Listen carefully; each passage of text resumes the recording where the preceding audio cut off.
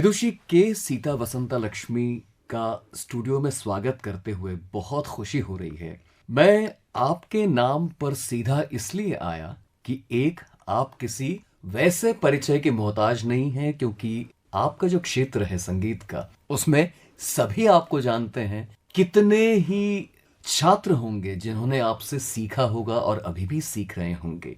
लेकिन श्रोताओं को मैं इतना बताना चाहूंगा कि वसंता लक्ष्मी जी कर्नाटक और हिंदुस्तानी दोनों शैलियों की निष्णात गायिका हैं, शिक्षाविद हैं और लेखिका भी हैं। इन्होंने एक किताब या 2 किताबें लिखी हैं और एक अभी लिख भी रही हैं इन दिनों, जितना हमें पता लगा है।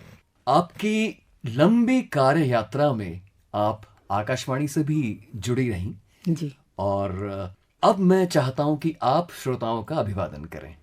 नमस्कार श्रोताओं। सबसे पहले, क्योंकि ऐसे भी श्रोता हैं हमारे इस कार्यक्रम को सुनने वाले जिनका मतलब संगीत को लेकर कोई बहुत गहरा ज्ञान या अनुभव नहीं है, तो हमें उनका भी ध्यान रखना है। मैं सबसे पहले, क्योंकि हिंदुस्तानी कर्नाटक दोनों विधाओं में आपने सीखा है और काम किया है, और विदेश दौरों के दौरान आप पाश्चात्य शास्त्रीय संगीत से भी रूबरू हुई होंगी।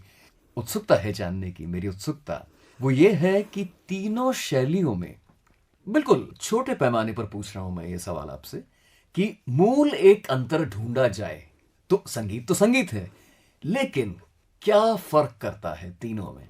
सबसे पहली बात है कि पाश्चात्य संगीत में डिस्कॉर्डेंट नोट्स का परमिशन है। हमारे हिंदुस्तानी संगीत में या भारतीय संगीत में, मैं ऐसा बोलना प्रेफर करती हूँ, इसमें हम लोगों के लिए ऐसी गुंजाइश उपलब्ध नहीं है। अगर किसी राग के आरोह अवरोह लिखा गया है तो उसी पर, उसी ग्रिड के अंदर हमें चाल चलन राग की रखनी पड़ेगी। ये हमारे लिए कंपलसरी है और एक बंधन भी है, निबंधन भी है ये। अच्छा, तो फिर हिंदुस्तानी और कर्नाटक में कहाँ फिर अंतर आ जाता है? शुरुआत में सारे कर्नाटक शैली में ही हुआ करता था। हमारे 72 मेलकर्ता राग, और ऑफ कोर्स शुरुआत तो हम लोग माया मालव गौड़ा से करते हैं, सरगम वगैरह, और हिंदुस्तानी प्रथा में बिलावल से किया जाता है। और यहाँ इंटरेस्टिंग बात यह है कि बिलावल में ही वेस्टर्न संगीत का भी उसी से शुरू होता है। नोट्स सारे मेजर लेके वो सरगम चलते हैं, जो आपके बिलावल है, जो हमारे शंकराभरणम हो जाता है। अच्छा, मुझे ये एक बात हमारी कर्नाटक संगीत की लगती है, जो मुझे ज़्यादा एक सिस्टम, एक विधि जैसे बना हुआ है, जिसमें शायद सीखने वालों के लिए ज़्यादा सुविधा है। वो ये है कि अगर आप माया मालव गौड़ा के स्वर प्रस्थान लेंगे तो एक कोमल ऋषभ है और एक तीव्र गांधार है और शुद्ध मध्यम है। एक स्वर से दूसरे स्वर तक जाने में अंतर जो है, स्टूडेंट के लिए, एक सीखने वाले के लिए बहुत इजी तरह से समझ में आ जाएगा। सरे ग म, सरे ग म, ये अंतर है शुरुआत के नोट्स पर। तो इसमें क्या होता है कि मुझे लगता है स्टूडेंट्स को ये सीखने में, और एक नोट, एक स्वर और दूसरे स्वर के बीच का जो दूरी है, उसका अंदाजा लगाने में ज्यादा आसानी होती है। वसंता लक्ष्मी जी, एक बात बताइए, अभी आपने जो सरगम का एक हिस्सा सुनाया, कर्नाटक में भी और हिंदुस्तानी में भी, तो साफ पता लगता है कि एक आम व्यक्ति को भी कि शैली में अंतर है। जब आप कर्नाटक संगीत सीख ही चुकी थीं, तो जब हिंदुस्तानी को एक्सपोज हुई आप, तो कोई विशेष चुनौती आई, क्योंकि आप एक सांचे में ढल चुकी थी पहले? 1971 में मैं लंदन से वापस आई थी, मगर मेरा सबसे पहला मुलाकात आकाशवाणी से 1966 में हुआ, जब आकाशवाणी कॉम्पिटिशन्स में मैं उपशास्त्रीय संगीत कर्नाटक शैली में द्वितीय पुरस्कार प्राप्त किया था। तब रिकॉर्ड करने के बाद, सीखने के बाद और गाने के बाद और जीतने के बाद वो 3 गाना गाने का मौका मिला था। वो बुकिंग देते हैं एक, उसमें गाने के बाद मेरे हस्बैंड ने कहा, 66 और 71 में 5 साल का अंतर भी है तो आ गया है, उस दौरान मैं यूके चली गई थी। यूके से वापस आने के बाद मेरे हस्बैंड को लगा कि मुझे रेडियो से गाना चाहिए। और जब मैंने रेडियो को अप्रोच किया तो भोपाल रेडियो में कर्नाटक संगीत का प्रसारण का सुविधा नहीं थी। तो फिर हमने सोचा कि क्यों ना मैं कोशिश करके गीत गज़ल भजन गाने की कोशिश करूं। उस वक्त क्या था कि गीत गज़ल भजन तीनों का एक ही श्रेणी में ऑडिशन होता था, तो उससे मैं बहुत ज़्यादा परिचित नहीं थी उस वक्त। तब एक सिद्धराम स्वामी कोरवार जी थे भोपाल में, जो आकाशवाणी में भी काम करते थे। उनके यहाँ मैं जाके सीखना शुरू किया। पहले मैंने तबला वादन सीखा उनसे, तबला खरीदवाई मेरे से, तबला भी बजाती थी, बट आज मैं ये नहीं कह सकती कि मुझे बजाना आता है। पर उन्होंने बड़ी गायकी में मेरा सिखाना शुरू कर दिया था। 1 साल के अंदर अंदर उन्होंने कहा कि तुम कर्नाटक संगीत में ही रहो, मगर गीत गज़ल भजन में तुम ऑडिशन दे दो। ऐसा मेरा आकाशवाणी में 1971 मई 13 को पहला कार्यक्रम हुआ था। गुरुजी ने कभी डांट के कहा हो आपसे कि अरे अभी तक हिंदुस्तानी की तरफ मतलब पूरी तरह से आ नहीं पाई, अभी भी कोशिश करो, ऐसा कभी हुआ क्या? इसमें एक मज़ेदार किस्सा मैं सुनाना ज़रूर पसंद करूंगी। उसमें क्या था कि सिद्धराम स्वामी जी खुद स्टाफ आर्टिस्ट थे, मगर गीत गज़ल भजन में नहीं थे वो। उनसे पहले मैं इसमें पास हो गई, उसके बाद वो पास हुए थे। तो डांटने का मौका उनको मिला नहीं था, पर वो बहुत प्यार से और पेशेंस, शांति से मेरे को सिखाते थे, क्योंकि मेरी प्रोनाउंसिएशन हिंदी की बहुत अच्छी नहीं होती थी उन दिनों में। अब तो बहुत अच्छी है लेकिन। Thank you so much. अच्छा ये बताइए, अब ये हिंदुस्तानी कर्नाटक को बाइनरीज में ना देखते हुए हम थोड़ा सा अब जो समान विशेषताएं हैं दोनों की, जो कॉमन ग्राउंड है, उस पे मैं आता हूँ। एक आम व्यक्ति जब शब्द सुनता है हंसध्वनि, तो उत्तर भारत का अगर है वो या मध्य भारत का, तो शायद सोचेगा कि नहीं नहीं ये तो हिंदुस्तानी का राग है, और कर्नाटक वाला होगा तो वो तो सोचेगा ही कि हाँ दक्षिण का राग है ये। ऐसे जो कुछ रागों में जो ओवरलैपिंग है उसके बारे में श्रोताओं को बताइए हमारे। हंसध्वनि जो है 17 सदी का जो मुत्तुस्वामी दीक्षितर एक वाग्गेयकार हैं, उनके पिताजी से क्रिएट किया गया था, इनकी सृष्टि है वो। उसमें उन्होंने ये वातापि गणपतिम भजे कंपोज किया है, बहुत लोकप्रिय है। यस।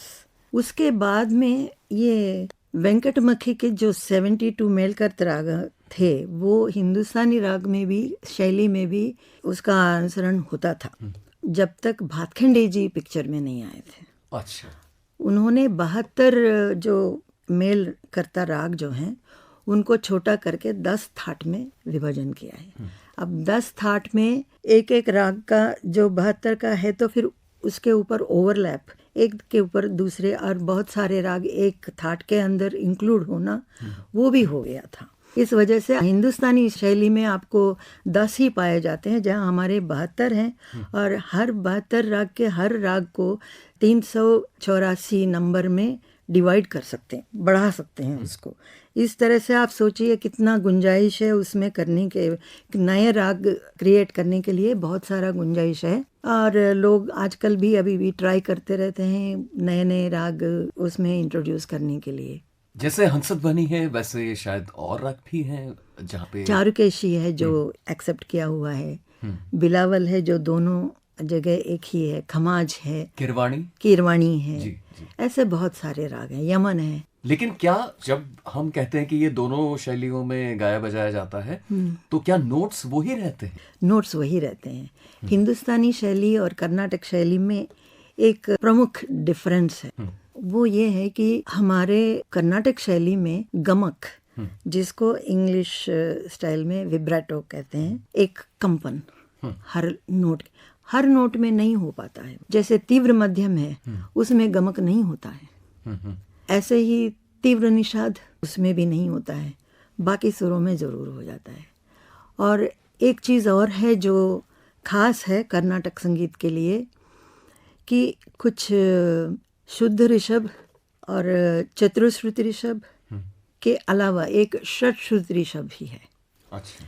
उसमें क्या होता है, षट्श्रुति ऋषभ जब लगेगा तो तीव्र गांधार ही लगेगा, या फिर साथ में कोमल ऋषभ ही लगेगा, क्योंकि वो है एक्चुअल में साधारण गांधार। सा ग सरी ग सरी ग मा, वो ऋषभ ही गांधार बन जाता है, तो दूसरा मतलब उसमें शुद्ध ऋषभ नहीं लग सकता है, कोमल ऋषभ ही लगाना पड़ेगा। ऐसा कुछ खासियत है, ऐसे दैवत में भी है। एक अन्य स्वर ऐसा निषाद के लिए भी होता है। बसंत लक्ष्मी जी, त्यागराज आराधना समारोह आने वाला है, हर साल होता है जनवरी के महीने में, और उस हवाले से अगर हम त्रिमूर्ति का उल्लेख ना करें तो मुझे लगता है कि बात अधूरी रह गई। राम जी का नाम लेते ही त्यागराज को याद करना ही पड़ेगा, क्योंकि उनका जीवन पूरा राम जी के लिए ही उन्होंने किया है। उनके पास राम, लक्ष्मण, सीता 3 मूर्ति रखते थे घर में, और उनकी हर दिन पूजा, वो सिर्फ उसके लिए जिया है, पूजा के लिए ही जिया है उन्होंने। और भक्ति में 9 प्रकार के होते हैं। एक तो श्रवणम, कीर्तनम, स्मरणम, पादसेवनम, वंदना, अर्चना, दास्य, साख्य शक्ति, आत्मनिवेदन, वात्सल्य, कांताशक्ति, परम विरह शक्ति और मधुर भक्ति। ये 9 तरीके हैं। मधुर भक्ति या परम विरह शक्ति दोनों एक ही है। मधुर भक्ति नाम से तो काफ़ी मतलब अपने आप को नायिका समझ के राम को या कोई भी भगवान को अपना प्रिय समझकर उनके लिए रहना, वो गाना, उस तरह की भक्ति भी बाद में चैतन्य महाप्रभु से शुरू हुई थी। पर उससे पहले जब त्यागराजा का था और राम जी का नाम लेते हुए, तो 2 ही कवि मुझे वाग्यकार मेरे नज़र में आते हैं। एक त्यागराज है, दूसरा रामदास है, जो निज़ाम के साथ काम करते थे तहसीलदार के रूप में, और जो सबसे जो कर वसूल किया गया था लोगों से, निज़ाम के उसमें धनागार में डिपॉजिट करना था, जमा करना था, वो जमा किए बगैर वहाँ भद्राचल के राम जी का टेम्पल का पूरा रिनोवेशन करा के, राम, सीता, लक्ष्मण भाई के लिए सब जेवर आभूषण बनवा करके वो पैसे खर्चे कर लिए। उसके लिए उनको जेल में रखा गया था। जब वो जेल में थे तो लेजेंड बताता है कि राम और लक्ष्मण उनके असिस्टेंट्स के रूप में वेश धारण करके साक्षात्कार हो गया उनका, आके उनकी रिहाई करवा करके पैसे उन्होंने खुद जमा करके इनको फ्री कर दिया था। ये भी कहानी बताते हैं। आपने प्रभु श्री राम का नाम लिया तो मेरी भी उत्सुकता जागृत हो गई। आकाशवाणी के साथ आपका लंबा जुड़ाव रहा है, उसमें श्री रामचरितमानस का भी एक बिंदु आता है। आपको दोबारा से पूछना चाहूंगा कि रामचरितमानस चूंकि एक विशिष्ट विधा एक गाने में, मतलब हिंदुस्तानी ही कहूंगा मैं, तो उसको जब आपने रेडियो पर गाना शुरू किया तो कभी कोई चुनौती आई, कभी आपको लगा कि नहीं मैं और अच्छे से, मतलब क्योंकि आपका इतना जखीरा है कर्नाटक शैली का, तो कैसे आपने उसको, या बहुत आसानी से हो गया? ये बहुत अच्छा सवाल आपने किया मुझसे। ऐसा उसको किसी भी चीज़ को मैं एक दिक्कत या मुश्किल समझ के देखती नहीं हूँ। हर चीज़ को मुझे अगर करने की इच्छा है तो मैं कोशिश प्रयत्न ज़रूर करके, जब तक जो रिकॉर्ड मेरे को कर रहा है, जो मेरे साथ गा रहे हैं, उनका जब तक उसके ऊपर मुद्रा नहीं पड़ती, वो जब तक नहीं कहते कि ये ठीक है, तब तक मैं प्रैक्टिस करती थी उनके साथ। और मुझे ये भी कहते हुए बहुत अच्छा लगता है मन में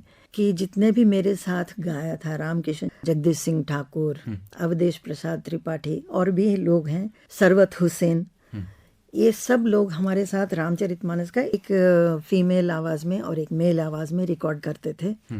और वो लोग हमको इतना हेल्प करते थे जहाँ गलत हो गया। सीता बसंता लक्ष्मी जी, आपके साथ बात करना सिर्फ एक सांस्कृतिक अनुभव नहीं, एक आध्यात्मिक अनुभव था मेरे लिए। आप समय निकालकर हमारे स्टूडियो आई आकाशवाणी, आपका बहुत बहुत धन्यवाद। आपसे बात करके भी मुझे बहुत अच्छा लगा। धन्यवाद।